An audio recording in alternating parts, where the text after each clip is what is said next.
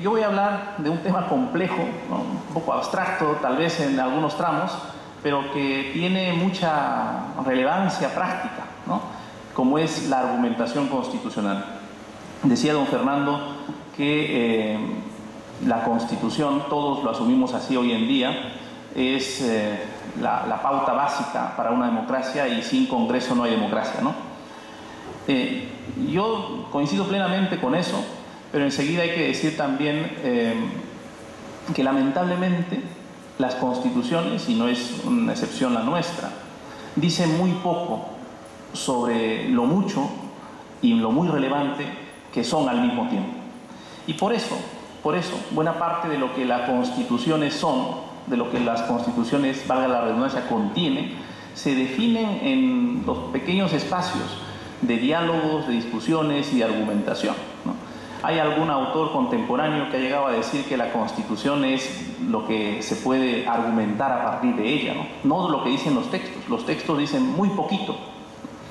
Y entonces vamos a conversar un poco sobre esto que se ha dado en llamar la argumentación constitucional. Es un concepto, yo diría, más o menos novedoso, porque lo que ha sido siempre un tema clásico, ¿no?, en la enseñanza del derecho constitucional ha sido el capítulo de la interpretación constitucional, o más específicamente de la interpretación de la Constitución, ¿no?, que no es lo mismo, ¿no?, que no es lo mismo. Yo haré alguna digresión al respecto.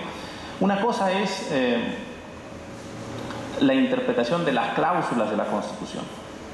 Esto lo decía un profesor que a mí me gustaba mucho escucharlo porque era muy entretenido, el profesor Vidal Campos, un profesor argentino.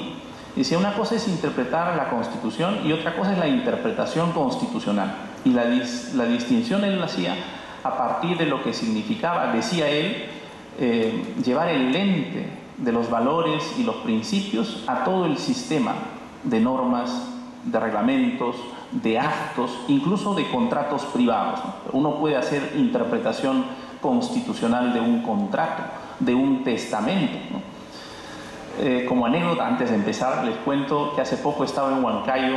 Una de las cosas que yo hago en el ámbito de mi ejercicio profesional, como soy profesor de argumentación jurídica hace buen tiempo ya en San Marcos, algunas instituciones se le han ocurrido hacer cursos de argumentación en sus ámbitos de trabajo, ¿no? Entonces he ido conociendo prácticas jurídicas, por ejemplo, de registradores, ¿no?, de funcionarios que trabajan en el Tribunal Fiscal. Estoy redactando un pequeño manual de argumentación en el ámbito administrativo para Indecopi. Entonces he ido a Huancayo hace muy poquito y me encontré con un caso muy simpático que me parece que tiene que ver con la argumentación constitucional. Y les cuento en el preámbulo de esta presentación para que vean que tiene algo de atractivo lo que voy a decir. Una compraventa realizada en el año 1911, ¿no?, celebrada por un señor X, ¿no? La esposa de este señor, tiene que ser una señora muy mayor, ¿no?, ha querido introducir ese documento privado de compraventa elevado a escritura pública del 1911 a los registros públicos. El registrador le ha dicho, mire usted, el régimen jurídico aplicable a un contrato de compraventa de 1911 es el Código Civil de 1852. En el Código Civil de 1852, artículos tal, usted, la esposa, no tenía capacidad jurídica. Todo lo hacía por usted, su esposo. En consecuencia, el título no ingresa al registro. Vean cómo los funcionarios... el tema es si desde una perspectiva de argumentación constitucional un razonamiento así es plausible, ¿no? O sea, digamos, si es defendible, si se puede razonar así. A mí me ha costado un buen rato persuadirles de que ese tipo de actuación o esa esquela de observación, así lo llaman los registradores, es absolutamente nula desde una perspectiva constitucional. Este es un espacio de argumentación constitucional, hay que argumentar desde los principios y valores de una constitución actual, ¿no?, respecto de actos del pasado. O sea, se pueden juzgar actos del pasado con una valoración constitucional del presente, ¿no? Fíjense, los alemanes cuando dictaron la constitución de Weimar, que no eran los alemanes, sino con ocupación de los aliados, como saben ustedes, la ley fundamental fue promulgada y publicada y entró en vigencia en Alemania, cuando las tropas aliadas todavía estaban, y pensaron siempre, yo creo los alemanes, de que iba a ser una ley provisoria, una cosa pasajera, ¿no? Pero ha resistido el paso de los años al punto que la Alemania democrática, como se llamaba en su momento, lo ha asumido también hoy en día como ley fundamental, ¿no? Pero los alemanes, digo, cuando escribieron esta constitución, ellos no aceptaron una propuesta americana de constitución que llevaron los americanos. Parece que a dos lugares llevaron constituciones casi hechas con un sistema de corte muy americano, digamos, ¿no? Lo llevaron a Alemania y lo llevaron a Japón, ¿no? En Japón los aceptaron, ¿no? Construyeron un modelo muy parecido al sistema de organización judicial norteamericano. Pero una cosa que aceptaron los alemanes y que se mantiene hasta el día de hoy, al menos no ha sido así derogado, es que los jueces sí pueden aplicar control difuso para normas preconstitucionales. Es decir, el sistema de control difuso, saben ustedes que se ha difundido a partir del famoso caso Marshall contra Marbury versus Madison, ¿no? El juez Marshall de 1803, ese es el sistema que nosotros conocemos mucho, bastante bien en América Latina. Ese sistema le da competencia a los jueces de todo el sistema judicial para que inapliquen una ley cuando encuentran que es contraria a la Constitución, ¿correcto? Todos sabemos ese sistema. Bueno, ese sistema no existe en Europa y los alemanes lo aceptaron solamente para casos de leyes preconstitucionales. De lo que le decían es a los jueces: no vayan a cometer ustedes una barbaridad aplicando leyes que abiertamente contravienen los principios de la ley fundamental alemana, ¿no? Entonces, desde ahí hay esta doctrina que también a nosotros nos tiene que haber llegado, de que los funcionarios en general de la administración, en cualquier ámbito que se encuentren, no pueden invocar leyes preconstitucionales cuando saben que abiertamente contradicen el espíritu, los valores, los principios o la letra expresa incluso de una constitución que se encuentra vigente. De hecho, larga creo la introducción. Pero vamos a hablar de lo mismo y ahora espero yo con un poquito de más estructura. Hay tres niveles de mi presentación. En un primer momento trataré de decir algo sobre la complejidad conceptual que está detrás de este concepto de argumentación constitucional. ¿Qué es, no? Me centraré básicamente en el objeto. ¿Cuál es el objeto de la argumentación constitucional? Y luego trabajaré dos capítulos más o dos subtemas más para referirme a los niveles, o sea, en qué niveles trabajamos o argumentamos constitucionalmente, y luego los contextos. Sé que todavía está abstracto esto, pero enseguida espero poder empezar a delimitarlo mejor. ¿Qué es la argumentación constitucional? En sentido amplio, argumentar desde la Constitución o argumentar constitucionalmente lo hacemos todos de alguna manera. Cuando expresamos opiniones y decimos, bueno, este es un punto de vista constitucional. En términos amplios, argumentar constitucionalmente es dar razones a partir de los derechos, los principios, los valores o con referencia a las instituciones que están recogidas en una Constitución. Y en consecuencia cualquiera de nosotros como ciudadanos argumentamos constitucionalmente. Hay un sentido más estricto, más técnico del concepto de argumentación constitucional, y que sería la actividad racional, ¿no? O sea, no cualquier actividad, una actividad racional, ¿no?, que realizan los órganos competentes de los poderes públicos. Y he tratado de ser todavía amplio aquí, porque argumentación constitucional es la que desarrollan, sin duda, los miembros del Parlamento, ¿no?, los órganos de la administración, cuando toman decisiones, emiten actos, ¿no?, aprueban reglamentos, están interpretando la Constitución, a veces están argumentando constitucionalmente también. Entonces, en sentido estricto sería la actividad racional que realizan los órganos competentes de los poderes públicos, jueces, gobierno, legislación en términos amplios, al momento de asignar significado a los derechos, competencias y o instituciones contenidas en un texto constitucional. ¿Por qué es relevante la argumentación constitucional? Fíjense, un autor que a mí me gusta mucho, porque creo que además de analítico es muy claro en las cosas que dice, que se llama Robert Alexy, es el teórico, yo diría ahorita más influyente en materia de teoría de los derechos fundamentales. Él ha hecho un esquema para decir qué son hoy los derechos fundamentales. ¿Qué son los derechos fundamentales en un Estado constitucional?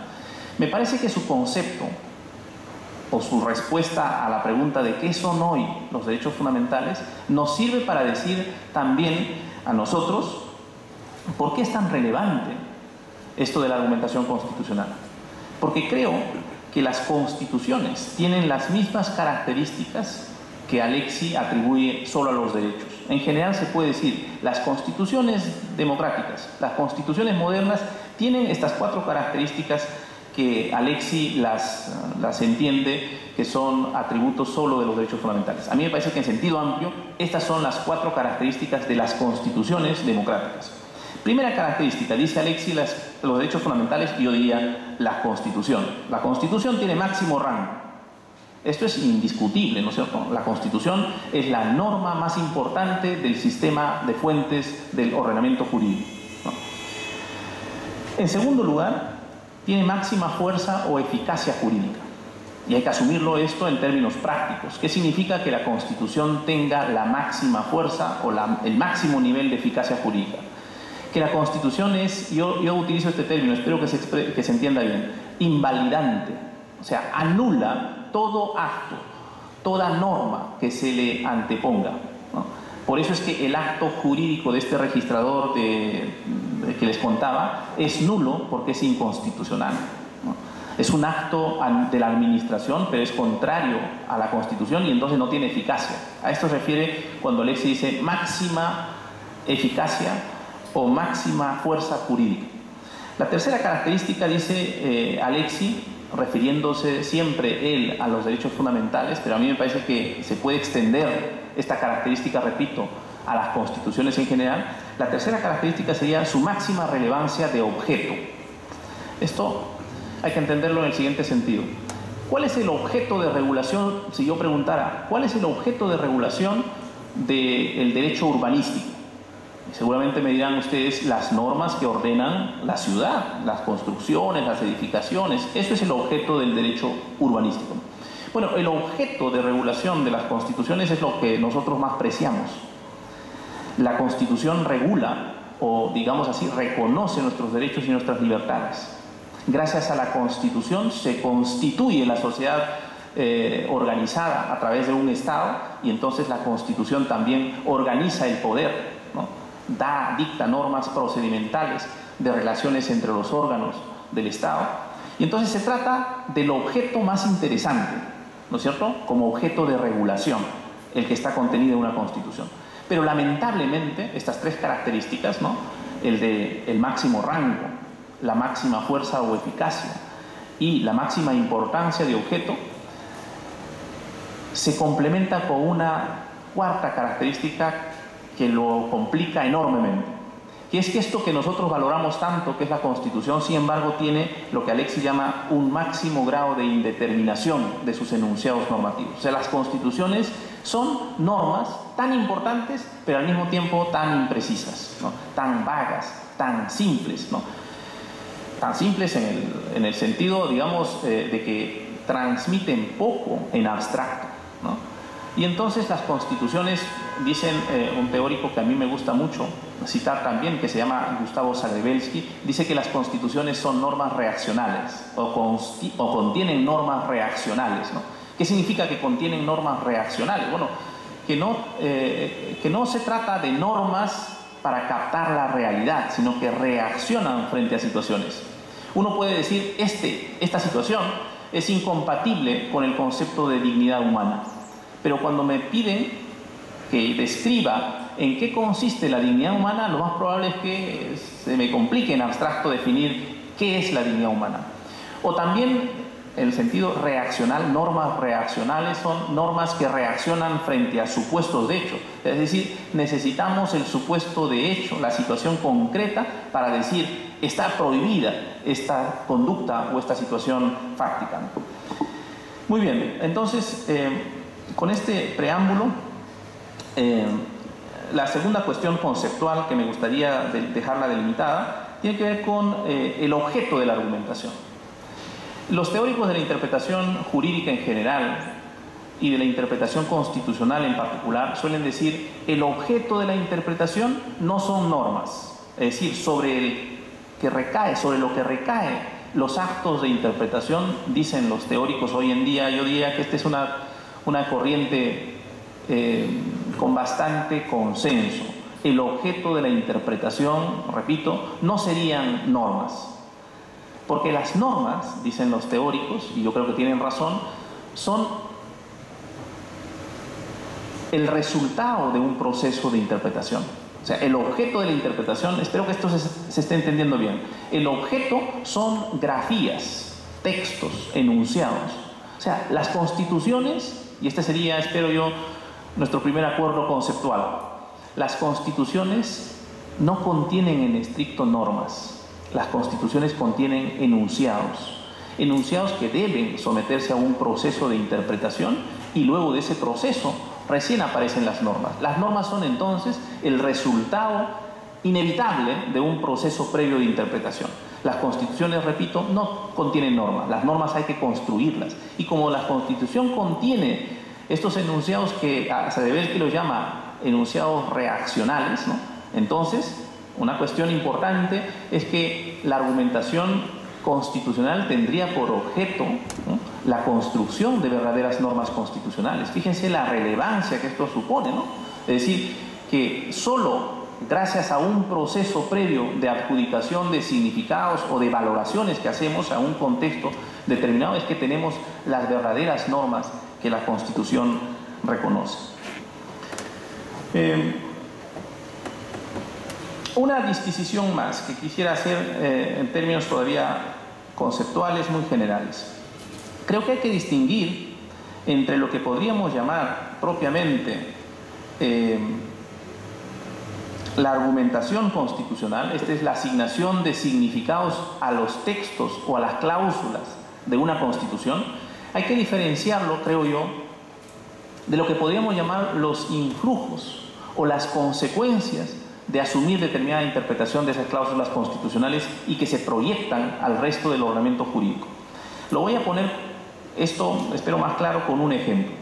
Una cosa es establecer la interpretación, por ejemplo, de lo que significa la igualdad o la proscripción de discriminación, artículo 2.2 de la Constitución, y me parece que es otra cosa diferente interpretar, por ejemplo, constitucionalmente el artículo 2001 del Código Civil, que ha sido, por cierto, reformado hace muy poco por el Congreso de la República.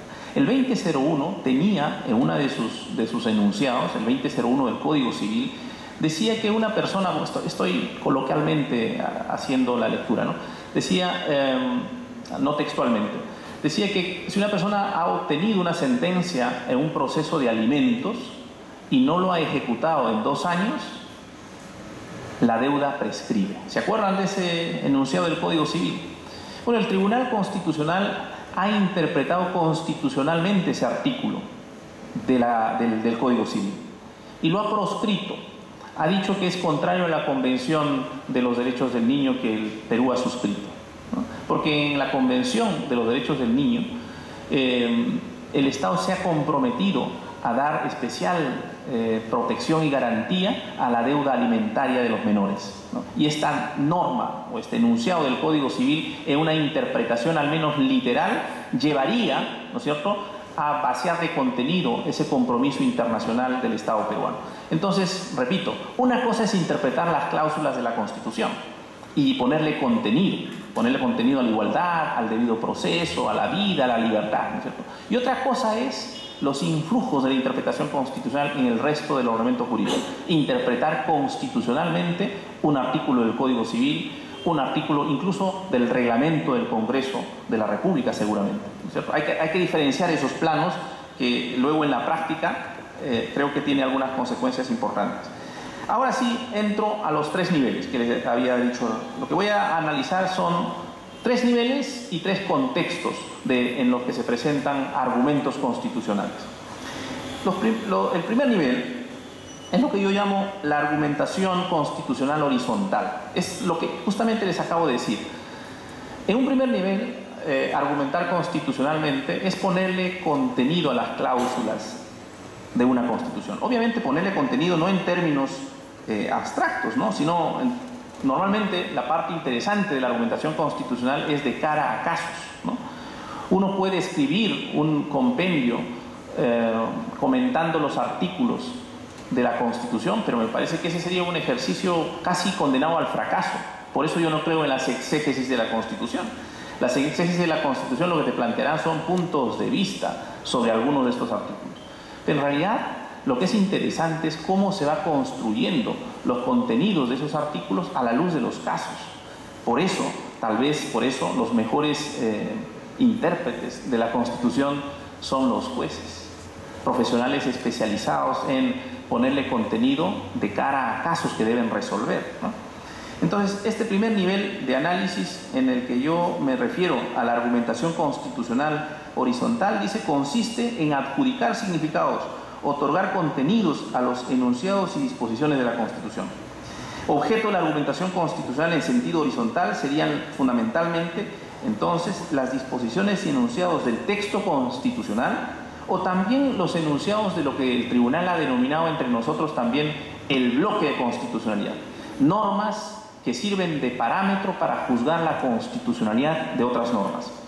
Un ejemplo de parámetro que no es necesariamente constitución, pero que funciona como un parámetro constitucional, lo conocen bien ustedes. Son los decretos legislativos que transfieren competencia al Poder Ejecutivo para emitir normas, ¿no es cierto? Sí, se llaman decretos legislativos, ¿verdad? Bueno, esa norma se convierte automáticamente en parámetro para juzgar la constitucionalidad de las normas que han sido emitidas por el Poder Ejecutivo, ¿no es cierto?, a la hora de juzgar su constitucionalidad. ¿Qué cosas suele el Tribunal Constitucional analizar, por ejemplo, cuando hay delegación legislativa hacia el Poder Ejecutivo? La materia, ¿no es cierto?, la materia, el tiempo en el que debe emitirse estas normas, ¿no? De manera que hay un control formal y la norma parámetro, repito, no es la Constitución, sino en este caso un decreto del Parlamento que le transfiere esta competencia al Poder Ejecutivo. Solo por ponerles un ejemplo de cómo es que cuando hablo yo de argumentación constitucional a nivel horizontal, o sea, a un mismo nivel, ¿no? No solamente estamos hablando de la Constitución, sino de todo el bloque de normas que en algún caso pueden convertirse en parámetro de enjuiciamiento constitucional.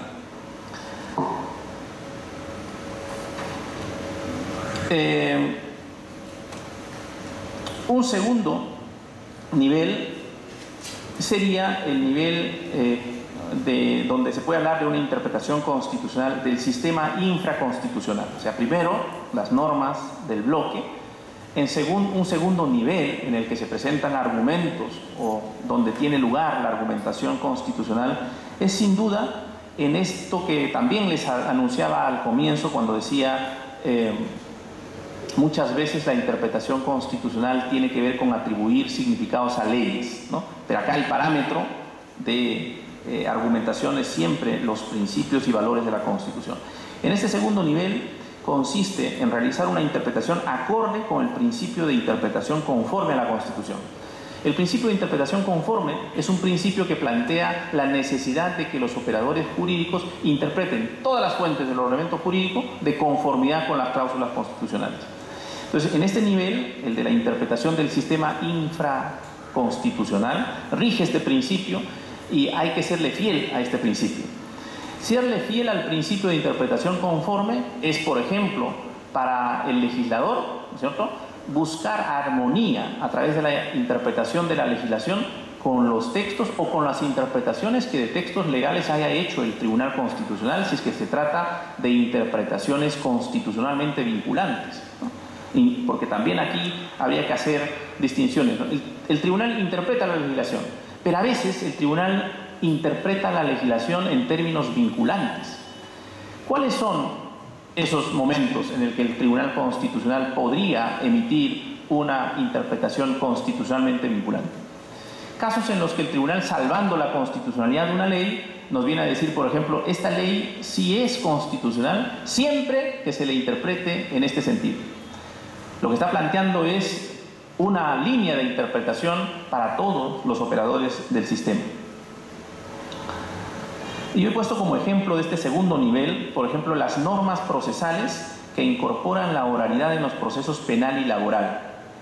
El Tribunal Constitucional ha dicho que este sistema de proceso, digamos, oral que se está implementando en nuestro contexto también, no viola la Constitución en la medida en que la Constitución, en el artículo 139, inciso 5, expresamente se refiere a la exigencia de motivación escrita. Si nosotros interpretamos literalmente el 139, inciso 5, llegaríamos a la conclusión de que no es constitucional la oralidad del proceso penal o del proceso laboral. Esto sería una posible interpretación, pero creo que sería una interpretación literalista de la Constitución. El Tribunal Constitucional, en más de una decisión, ha convalidado, al menos hasta donde yo sé, el proceso penal. O sea, lo que ha venido a decir es el proceso penal laboral, ¿no es cierto?, no es inconstitucional, y hay argumentos para esta conclusión, para la construcción de esta norma, ¿no?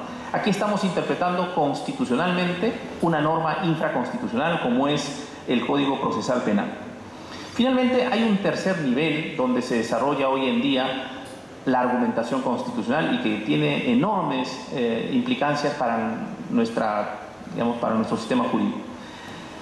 Si se dan cuenta, el primer nivel que yo he llamado horizontal se trata de contemplar la Constitución y el bloque, ¿no es cierto? En un segundo nivel que he llamado infraconstitucional se trata de contemplar el resto del sistema jurídico a la luz de los principios y valores de la Constitución. En un tercer nivel se trata de ver nuestro sistema en su conjunto con las fuentes del derecho internacional de los derechos humanos. Y yo lo he puesto como que se trata de un nivel de argumentación convencional, ¿no? Esta es la terminología que ha incorporado hace poco la Corte Interamericana de Derechos Humanos para referirse a la exigencia de los tribunales nacionales de interpretar sus textos, sus constituciones y todo su sistema de fuentes de conformidad con el sistema internacional de protección de derechos humanos. Pero no solamente de conformidad con los textos, pensemos por ejemplo con los textos de la Convención de los Derechos del Niño, les acabo de decir, o con la Convención de San José, ¿no es cierto?, o con el convenio, por ejemplo, Belén do Pará, que establece una serie de pautas para la protección de las mujeres, ¿no? No solamente eso, no solamente aquí el parámetro no solo son estos convenios, sino también las interpretaciones realizadas por el tribunal autorizado para esto, en este caso la Corte Interamericana de Derechos Humanos. Es decir, aquí la argumentación constitucional trata de lograr razonabilidad o establecer puentes de contacto entre los argumentos constitucionales nacionales y los argumentos constitucionales convencionales. La teoría contemporánea lo llama esto protección multinivel de los derechos fundamentales. Y yo he puesto aquí un caso más o menos reciente de la Corte que yo creo que va a generar efectos o impacto en nuestro contexto también. Me refiero al caso Artavia Murillo y otros contra Costa Rica.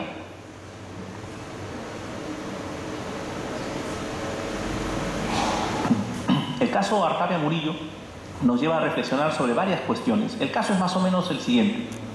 En el año 95, un decreto ejecutivo de Costa Rica reguló el procedimiento para la fecundación in vitro y estableció una regulación autorizándolo desde luego. En el año 2000, con una acción que llegó hasta la Sala Constitucional de la Corte Suprema de San José, la Sala Constitucional declaró de que la fecundación in vitro ponía en riesgo la dignidad humana y lo anuló. Es decir, dijo que era inconstitucional. Un grupo de madres que no podían procrear, ¿no es cierto?, y que estaban acudiendo a mecanismos de fertilización in vitro, llevaron el caso hasta la Corte Interamericana de Derechos Humanos y en el año 2012, en el caso Artavia Murillo contra Costa Rica, la Corte ha establecido de que esa interpretación desarrollada por la Sala Constitucional de Costa Rica es contraria a los principios y pautas de la Convención Americana de Derechos Humanos con relación a la protección de la vida privada, íntima y familiar, el desarrollo de la libre personalidad y la protección incluso del derecho a fundar una familia, ¿no? Algunas de las consideraciones establecidas en esta sentencia me parece que nos van a rebotar más temprano que tarde. Por ejemplo, fíjense, yo he seleccionado solamente un extracto que se vuelve en parámetro para nosotros también como Estado parte de la Convención de San José. Dice: la libertad, dice la Corte, es un derecho humano básico, propio de los atributos de la persona, que se proyecta en toda la Convención Americana. Dice: la Corte ha resaltado el concepto de libertad y la posibilidad de todo ser humano de autodeterminarse y escoger libremente las opciones y circunstancias que le dan sentido a su existencia conforme a sus propias opciones y convicciones. Me imagino que estaban pensando ustedes en todos los ámbitos en los que este parámetro, esta interpretación, este razonamiento podría repercutir también en sede nacional, ¿no es cierto? Se han discutido en los últimos tiempos varias cuestiones vinculadas con la autodeterminación, ¿no? No solamente el tema del aborto, también el tema de la unión civil tiene que ver con esto. Y si la Corte Interamericana empieza a desarrollar algunos parámetros, obviamente a nivel convencional, ¿no es cierto?, hay una obligación de seguir estas pautas y estos razonamientos por parte de los tribunales nacionales. De manera que en estos tres niveles lo que he tratado de demostrar es la complejidad de lo que significa argumentar constitucionalmente, ¿no?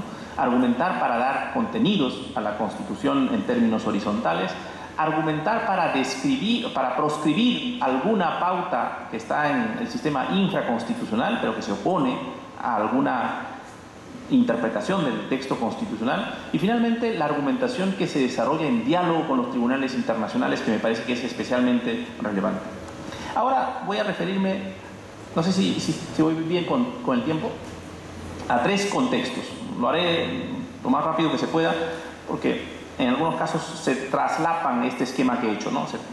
Se solapan unos con otros, ¿no? En el primer momento yo he tratado de ver la argumentación constitucional en tres niveles, ¿no? Ahora voy a presentar como tres contextos en los que tiene lugar la argumentación constitucional.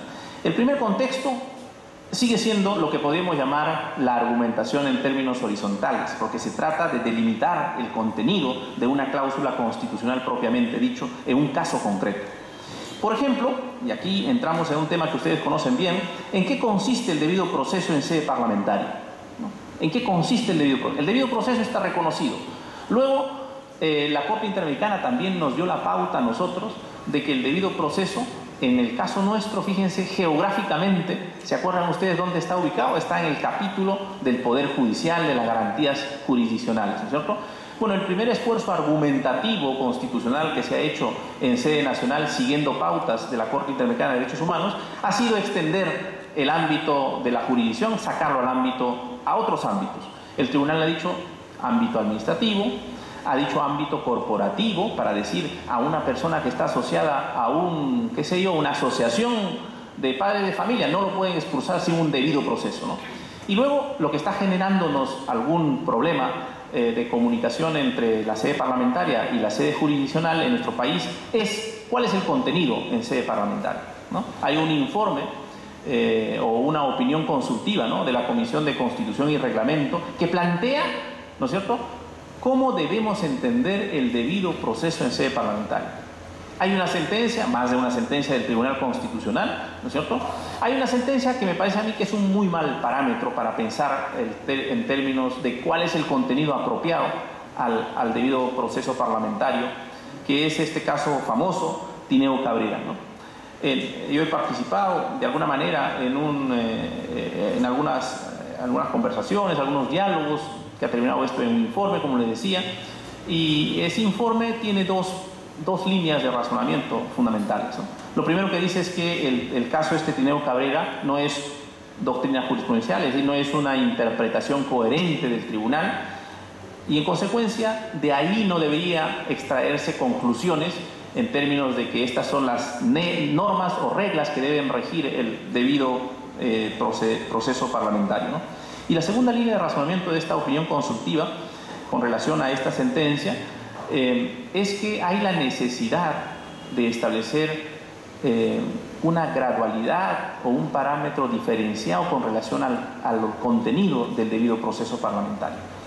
Y creo que hay buenas razones y buenos argumentos en esa dirección, en el sentido de que, por ejemplo, piensen ustedes, una cosa es la acusación constitucional, el procedimiento de acusación constitucional, que puede terminar con sanciones, algunas bastante drásticas, como por ejemplo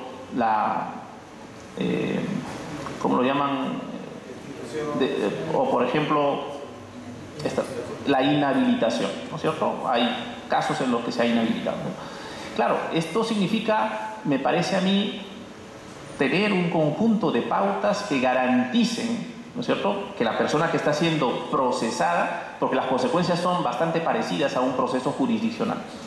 Pero otro es el escenario, y otros en consecuencia deberían ser, creo yo, los cánones de un debido proceso parlamentario, en el que lo que está en discusión no son cargos que van a terminar en esto, sino más bien lo que el tribunal también en más de una ocasión ha llamado prerrogativas o privilegios. Levantar esas prerrogativas o privilegios. En buena cuenta, el escenario es el del acceso a la tutela jurisdiccional efectiva. Es decir, algunos ciudadanos nos llevan facilito ante los tribunales, pero hay algunos otros funcionarios que tienen este proceso o procedimiento del antejuicio, en el que, claro que tienen que regir algunas garantías, pero me parece que no pueden ser garantías que terminen invalidando el sentido de las instituciones, como es aquí preservar unas ciertas inmunidades y autonomías que en algún tiempo tenían más razón y que creo que cada vez tienen menos en un Estado democrático y republicano de derecho, ¿no? Entonces, no tiene sentido que se invoquen con la misma intensidad las garantías del debido proceso cuando lo que se está tratando es de romper un conjunto de prerrogativas o privilegios, que cuando se va a emitir una sanción en un proceso de acusación constitucional, por ejemplo. Esto es una discusión, y aquí lo que hay es un espacio para argumentar, y la argumentación constitucional, en consecuencia, en este contexto de atribución de significados a lo que es la cláusula del debido proceso, tiene que regirse por algunas pautas. A mí me parece que esas pautas tienen que ver con la razonabilidad, por ejemplo. La razonabilidad exige, ¿no es cierto?, de que los significados no son definitivos de la Constitución. O sea, el debido proceso no debemos entenderlo como una regla, ¿no es cierto?, que se administra en los mismos términos en todos los espacios donde se lo invoca, ¿no?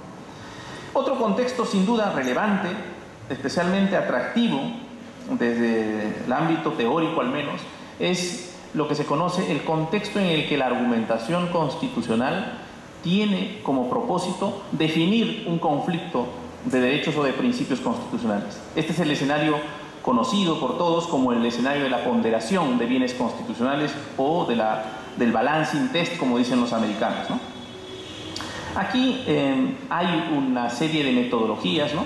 Entre nosotros ha tenido éxito la metodología planteada en su momento por el Tribunal Federal Alemán, en el que lo que se establece es si hay dos principios que juegan en el mismo sentido y chocan, digamos, lo que hay que analizar es la relevancia o el peso de cada uno en las circunstancias específicas, ¿no? Un caso, para decirlo así muy gráficamente, que permite ver cómo funciona la ponderación en el ámbito del derecho constitucional latinoamericano es el caso Kimmel contra Argentina, resuelto por la Corte Interamericana de Derechos Humanos. El señor Kimmel era un señor que había investigado una masacre en el tiempo de la dictadura, los últimos años de la dictadura militar en Argentina, y había escrito un libro publicando cómo se habían comportado algunos jueces que investigaron este caso. En términos muy precisos, el señor Kimmel puso el juez tal y el juez tal fueron en su momento condescendientes con la dictadura, ¿no?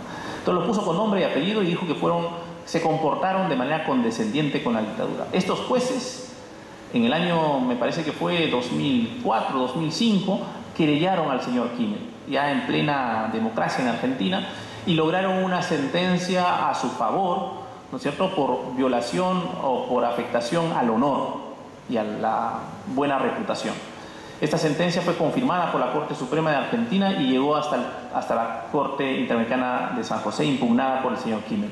La Corte dijo, vamos a medir, ¿no es cierto?, con qué intensidad se afectó el derecho a la libertad de expresión del señor Kimmel, y vamos a poner en el otro lado de la balanza cuánto se favoreció o qué tan importante era en este escenario, en este caso concreto, el honor, la buena reputación de estos jueces que han querellado al señor Kimmel. Y dijo la Corte, estoy resumiendo mucho por la hora y porque así tiene que ser en una pequeña presentación, la Corte dijo, ponerle una condena, al señor Kimmel le pusieron una condena de 2 años, si bien suspendida, y al pago de una reparación civil, que creo que era como el equivalente de $10.000. O sea, tampoco era mucho, pero la Corte dijo, para cualquier persona, una condena, por más suspendida que sea, es una afectación muy grave a su libertad, ¿no? Entonces, en el lado, digamos, de la balanza de la libertad de expresión, dijo, afectación muy grave a la libertad de expresión. Y luego dice, ahora vamos a evaluar, ¿no es cierto?, si la Corte Suprema de la Argentina realmente ha valorado bien el honor, ha favorecido bien, porque estaría bien que se favorezca un derecho limitando a otro, porque este derecho en el contexto es especialmente importante. Pero la Corte razonó del siguiente modo, dijo, bueno, se trata del honor de personas en el ejercicio de su función pública, los jueces. Luego se trata del honor y de la reputación de personas que están juzgando un hecho que tiene notoriedad y relevancia pública, como es el asesinato de un grupo de sacerdotes que se llamaba el crimen de San Patricio, este caso que pasó en la Argentina. Entonces dijo, cuando estamos en un escenario en el que quien invoca es un funcionario público como es un juez, que está juzgando hechos de notoriedad pública, ¿no es cierto?, el honor tiene valor sin duda, pero su valor es poquito. Y luego la conclusión de la Corte fue, bueno, se ha emitido un acto, la sentencia, en este caso, la sentencia de la Corte Suprema, se ha emitido un acto por parte del Estado, los jueces actúan en nombre del Estado en cualquier lugar, entonces se tiene un acto, el acto jurisdiccional, la sentencia, en el que se valora unos hechos que son pequeñitos, vamos a decirlo así, no tan trascendentes, no tan importantes por las circunstancias, ¿no es cierto?, el tema del honor de unos jueces juzgando un caso de notoriedad y relevancia pública, y para proteger esto que no es tan relevante, se impone una sanción que restringe intensamente la libertad de expresión. En consecuencia, la Corte dice o concluye, esta es una decisión que viola la proporcionalidad. Y como viola la proporcionalidad, es una decisión nula, ¿correcto? Este es más o menos el esquema de argumentación que nosotros también hemos incorporado en nuestra práctica jurisprudencial. El tribunal lo hace así, últimamente también los jueces ponderan más o menos con este esquema que yo diría que es el esquema alemán de ponderación que nos hemos de alguna manera introducido en nuestro sistema jurídico. Entonces, el segundo contexto, el primero era el de la asignación de significados a un texto. El segundo contexto es el de la definición de los conflictos que acabo de presentar. Y ahí juegan argumentos. Lo que es interesante observar aquí es que la interpretación constitucional, en todos los contextos seguramente, pero especialmente en los contextos de definición de conflictos, no es una interpretación de textos, como a primera vista pareciera ser, ¿no? Es una valoración de contextos, es una aproximación a hechos, es una valoración de situaciones fácticas, ¿no es cierto? Todo eso es la argumentación constitucional. El último contexto, que sin duda conocen ustedes también perfectamente, es el contexto en el que la argumentación constitucional se utiliza para delinear o ponerle límites a la función más importante, sin duda, en una democracia, que es la función de dictar leyes, ¿no? El Parlamento dicta leyes. Y argumentando constitucionalmente, hoy en día nos hemos inventado un sistema en el que los jueces se pueden o se suelen sobreponer a la autoridad democrática del Parlamento. Este es un escenario delicado, digamos. Algunos autores creen que el proceso de control de constitucionalidad de los actos del Parlamento, de la legislación en concreto, es claramente un espacio de interferencia con el principio democrático. Lo han dicho así varios autores. Hay otros autores, sin embargo, que entienden, y yo pienso que tienen razón estos últimos, que entienden que el control constitucional, al ser un control residual, excepcional, ¿no es cierto?, es un complemento adecuado en una democracia constitucional. Porque en una democracia constitucional el principio es no el de la separación tajante de los poderes para hacer cualquier cosa, sino más bien lo que los americanos han llamado el check and balance, ¿no? O sea, digamos, un contrapeso permanente de las prerrogativas y las competencias. Y en este tercer escenario, la argumentación constitucional, repito, tiene como propósito la solución de un conflicto de contenido, la solución más bien de un conflicto entre legislación y constitución, el control constitucional de la legislación. La argumentación en este contexto tiene por objeto establecer los límites a las competencias legislativas, definiendo si se ha excedido o no en la emisión de una ley, ¿no? Yo he puesto como ejemplo un caso que no llegó a mayores, ¿no?, pero pudo perfectamente la ley del régimen laboral juvenil en el Perú, ¿no? La gente empezaba a argumentar, ¿no?, en términos políticos, pero también constitucionales. Y uno de los argumentos constitucionales que se venía repitiendo antes de que fuera derogada era de que era un régimen que estaba diferenciando, ¿no?, en función de edades, y que eso constitucionalmente no estaría admitido. Pero eso significaba primero ponerle un contenido determinado a la igualdad y luego venir sobre la ley, ¿no es cierto? Entonces, este tercer contexto es especialmente importante en el proceso de control abstracto de la legislación. En estos contextos, el Tribunal Constitucional es el que tiene la competencia en términos de un proceso abstracto, como conocemos todos, y puede eventualmente declarar que una ley es incompatible con la Constitución, obviamente razonándola previamente. Y así hemos llegado al final. Yo he puesto 3 ideas para cerrar. En primer lugar, la argumentación constitucional es un concepto amplio, complejo, pero fundamental para comprender la dinámica del Estado constitucional. En segundo lugar, es importante distinguir por lo menos 3 niveles en los que se producen argumentos de tipo constitucional. A nivel horizontal, la argumentación constitucional supone comprender la Constitución en sus cláusulas. A nivel infraconstitucional, el objeto de la argumentación constitucional es básicamente la defensa del principio de conformidad del sistema de fuentes con la Constitución.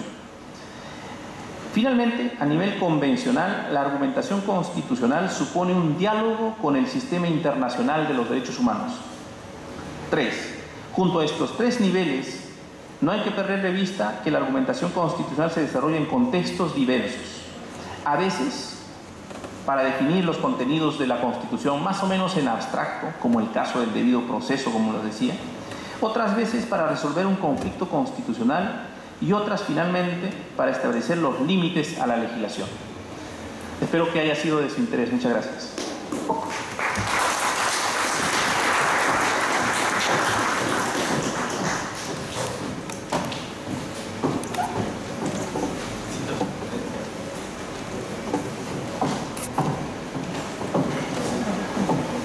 Bien, estimados amigos, si tuvieran alguna pregunta para el expositor.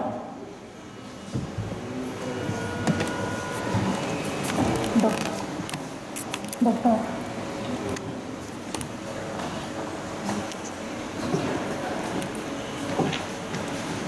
Ante todo, muy buenos días. Felicitar al doctor Grande por tan importante disertación. La pregunta está orientada a un punto específico de la exposición relacionada a los principios de razonabilidad y proporcionalidad y el tema de la ponderación de los derechos fundamentales. En el caso específico del Congreso de la República tenemos un procedimiento de acusación constitucional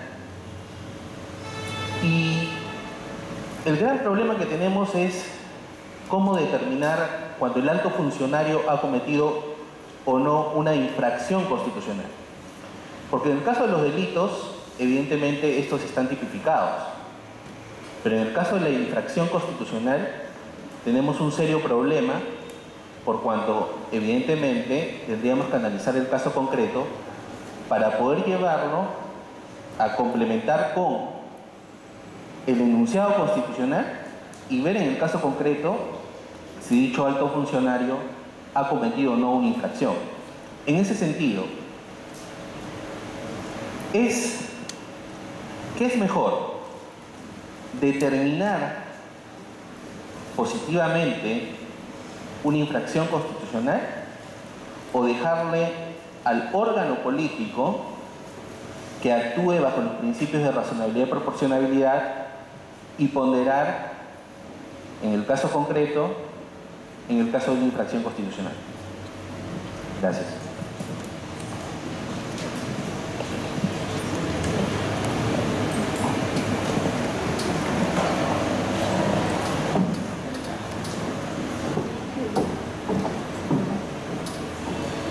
¿Alguien más?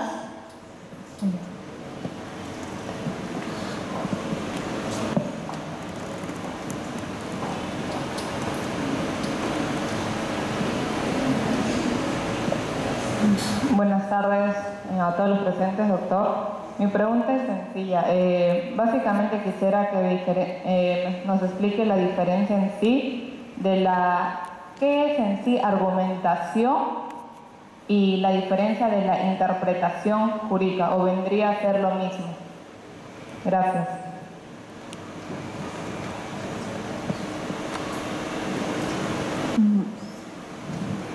¿Alguien más que desee formular sus preguntas?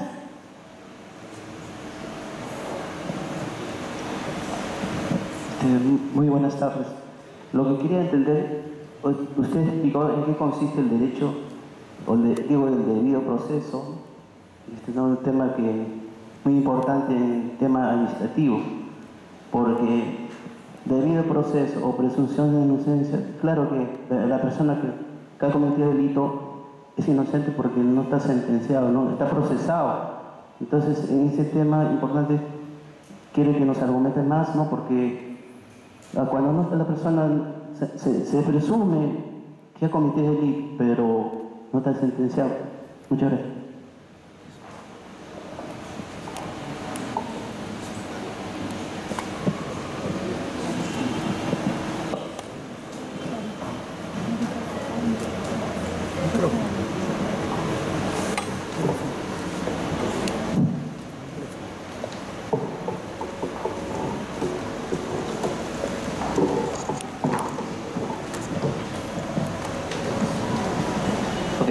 Muchas gracias.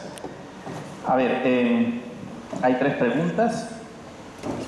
La primera me parece especialmente importante, interesante, ¿no? para el Congreso. Hay una sentencia del Tribunal Constitucional que ha pedido al Congreso de la República que mientras no se establezca o no se cumpla con lo que podría ser así el principio de taxatividad o tipicidad en la determinación de cuáles conductas ameritan un proceso de acusación constitucional, esto va a seguir teniendo problemas a la hora de establecer el control. O sea que ahí hay una exigencia que me parece ineludible a estas alturas, ¿no? O sea, digamos, el Congreso tiene que tipificar bajo qué parámetros se puede iniciar porque lo otro es, ya hemos visto, la Constitución es demasiado amplia y además permite demasiadas interpretaciones, ¿cierto?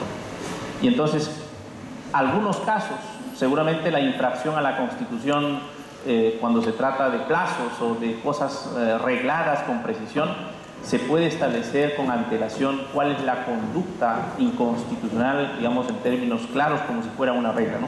Pero en otros casos es más complejo, ¿no? ¿Cómo está? Entonces, a mí me parece que hay que seguir la pauta establecida, porque lo otro es caer de repente en el juego de la derivación política a la hora de establecer infracciones a la Constitución con consecuencias, digamos, que pueden ser graves, ¿no? Para las personas que están sometidas a este tipo de procesos. La segunda pregunta es una pregunta más conceptual, ¿no? Que creo que yo he generado esto porque no he sido del todo claro al establecer la diferencia. Creo que no hay una diferencia, digamos, total, ¿no? Lo que hay es una relación entre la interpretación jurídica y la argumentación constitucional, o la interpretación constitucional y la argumentación constitucional. Una relación en donde yo me he permitido hacer esta distinción presentando la argumentación constitucional como más amplia, como el género, ¿no? y la interpretación constitucional como más específica o más técnica. Y decía yo que cuando se trata o cuando se habla de argumentación constitucional, tratamos de incorporar los elementos que no son solamente normativos, sino también fácticos, ¿no? Por ejemplo, la Corte colombiana ha sido muy prolija en los últimos años en determinar situaciones de hecho incompatibles con la Constitución. Esto no se podría hacer a través de mecanismos de interpretación constitucional, o sea, digamos, la interpretación constitucional normalmente convoca, o el objeto de la interpretación constitucional son textos, grafías, enunciados de la Constitución o del bloque de constitucionalidad, decía yo, ¿no? En cambio, la argumentación constitucional supone el poder valorar situaciones. Por ejemplo, la Corte colombiana dijo: las cárceles de Colombia, tal como están así de hacinadas, constituyen un supuesto de infracción o violación a la Constitución. Es una situación de hecho.